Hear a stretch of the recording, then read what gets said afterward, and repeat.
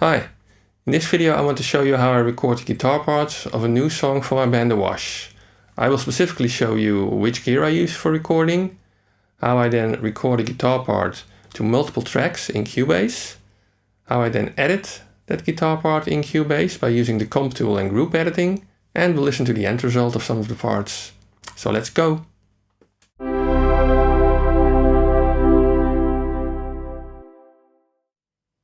This is episode 6 in the new song production series, in which I take you through all the steps that I do to produce a new track for my band Awash. The previous video in this series I will link up here, and there's a full playlist linked at the end of this video. Now for this track I used my Tom Anderson guitar, which I purchased in LA when I was studying there at Musicians Institute. It really has been my main guitar for many years now. This is my audio interface and patch bass setup, for which I have a separate video, which I'll link to at the end. And this is my Kemper profiling amp that is set up with a relatively clean micro-bridge profile, which is based on a divided by 13 amp. When I'm recording with my Kemper, I usually go out with two different signals. One is a mono signal, which contains just a dry amp sound, no effects. And the other is a stereo signal, which contains mostly the reverb and delay, of which there's a lot in this track. So this allows me to later add the amount of reverb and delay that I want in the mix and during recording of the other parts. But in reality, I will actually, for the mix, I will probably just replace the reverb and delay by plugins because I have more control. So now let's look at a short clip of me recording the main clean guitar part of this song.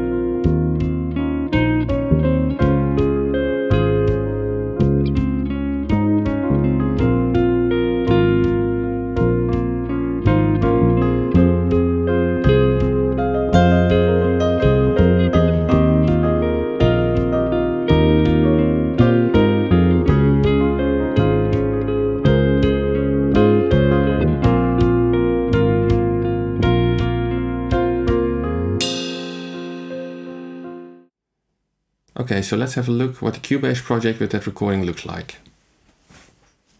So what you're seeing over here is that I have one folder track with the dry guitar on the mono track recorded, and with the wet part of the guitar signal recorded on a stereo track. Now that has been set up in Cubase like this. If I go to my audio connections and go to the inputs, you're seeing that I have a stereo in, of which I'm only using the left side to record the mono dry signal.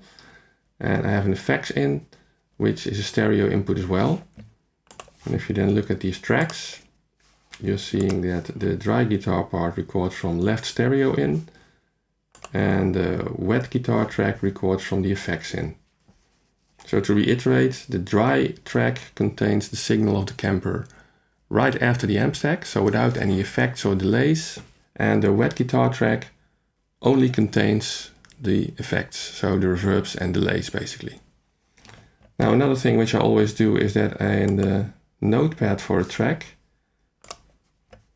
I am putting some recording notes, like for example, which guitar did I use on which pickup, which Kemper rig did I use in this case, and how did I connect the Kemper to my audio interface. Same thing for the wet guitar track. And another thing that you're seeing is these lanes here, which basically means I did 4 recordings of the same guitar part. You also see that over here. And you can get them to show in Cubase by pushing the lanes button. Because what I'm going to do now is I want to select the best part of these 4 different recordings to get to the track that I want to use in the mix. Now, first thing I want to do is that I want to edit these 2 tracks as one single thing. because the sounds on them were recorded together, right? The dry lane one was recorded together with the wet lane one. So what I need to do for that is I need to enable group editing, which makes sure that whatever I do to my top part is also reflected in this second track. Another thing that I'm using when I'm editing parts like this is that I'm using the track version feature of Cubase to always be able to go back to the previous edited version. So the first edited version, which I now have, is basically just after recording. So what I'm now going to do is I'm going to duplicate this version and I'm going to call it cut.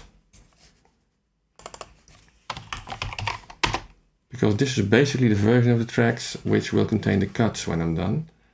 So if you look at this, there are now two versions of the tracks. I can go back to version 1, which is the original recording, and I can go back to the cut version, which I'm now going to cut up with the comp tool.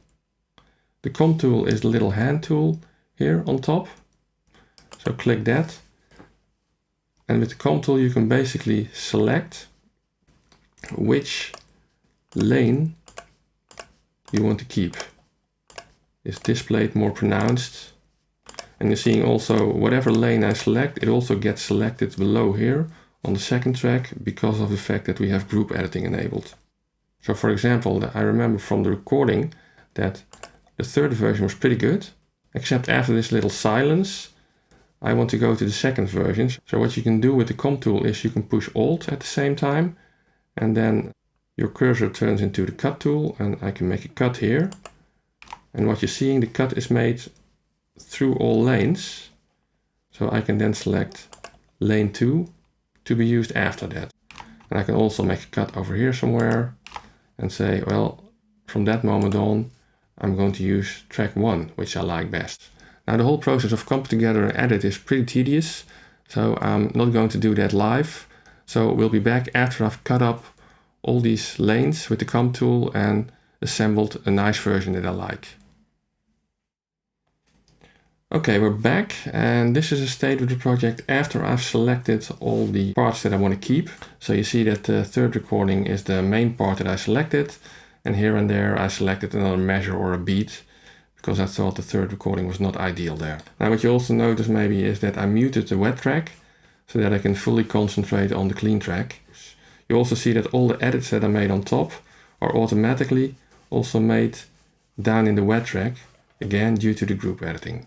Now at this point I want to create another track version because I want to keep this in case I want to change the selection later. So I'm saying duplicate version and I'm calling this one comp. By the way, renaming is apparently not one of the actions that gets duplicated when you select group editing. So that's why I have to rename both tracks. Next thing is that I want to get rid of all the parts that are no longer needed at this point. And you can do that by selecting everything. Everything down here is selected automatically because of group editing.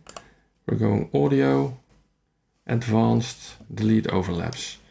And now Cubase removes everything you didn't need and puts everything on one lane. So you can disable showing the lanes.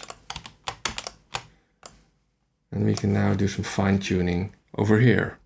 And the first thing I want to fine tune is cutting out all the silences, the parts of the track where I'm not playing, because there's probably some recording hits there and I don't want that in the final mix. So again, with group editing, I can just zoom in, do a regular cut here, get rid of this, do a bit of a fade in, same thing here. And I'm going to speed this up for you as well, so that you don't have to sit through all of this.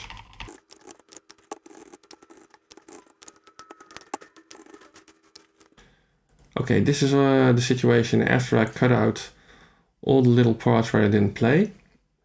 One more thing we need to do is to have a look at these editing points, where I'm basically going from one part that I played to another one. Because if you leave them like this, they will click. Let me show you.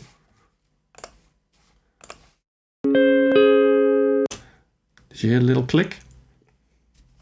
And that means we need to put in crossfades here. Now you could do that like in one go. However, I usually want to go over every little point to make sure that the crossfade is at the right point. You basically see on the left and right side, you see the other tracks that you recorded. I think this is probably a good point for the crossfade. I'm selecting the left and right side and pushing the X button. And then Cubase puts in the crossfade. And then I want to listen to the crossfade to see that it got rid of that little click. There's no more click and the transition is smooth. So I'm going to do this offline for all the little transitions to make sure that the crossfade is clean and sounds okay. So now, after editing this first part, let's see which other parts I played in this song.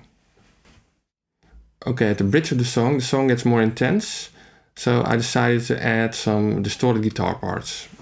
Let's have a look. So this is where the bridge starts, and you see that I have two guitar parts, these two. And basically the setup of those guitar parts is the same as the clean guitar parts, which I just showed you how I edited that. I have a dry guitar part in mono, and I have a wet guitar part in stereo with the effects. And I recorded two of those with slight variations so that I can put them left and right in the mix if I wanted to. So we have a listen to just these guitar parts and then I'll add in the rest of the band.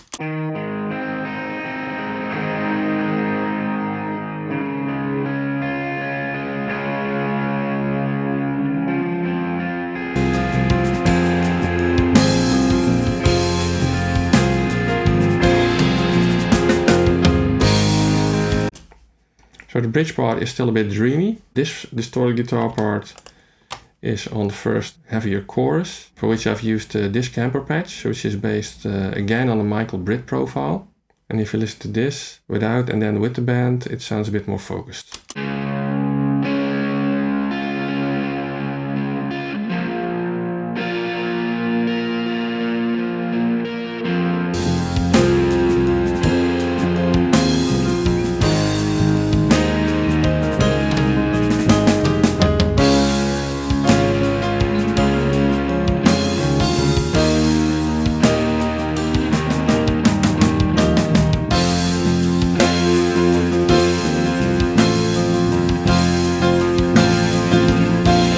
And again, these parts as well, they have been treated exactly the same way, a dry and a wet track, and comped in the same way as I edited and comped the clean guitar.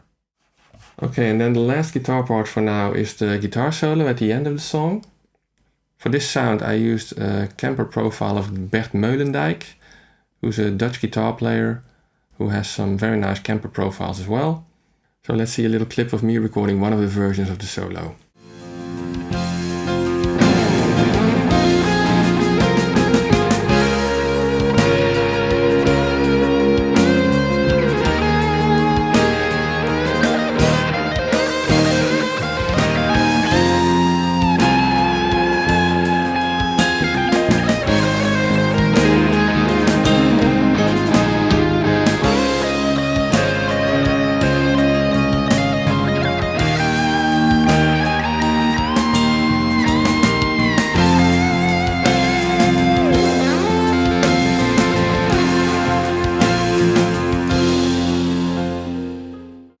So for this track as well, same setup, dry, wet, and cut together from a couple of different times that I played through the solo.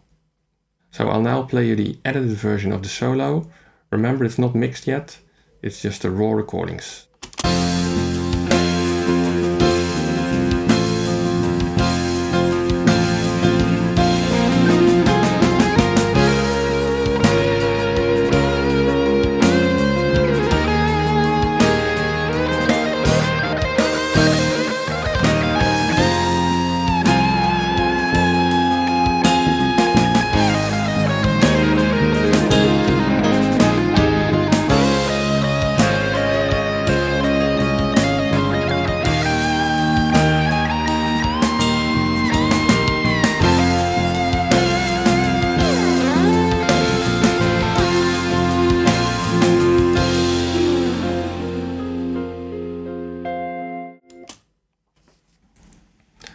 Okay, so that's what I wanted to show you about recording the guitar parts. If you have any questions, let me know.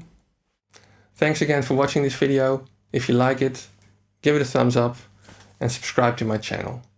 See you soon.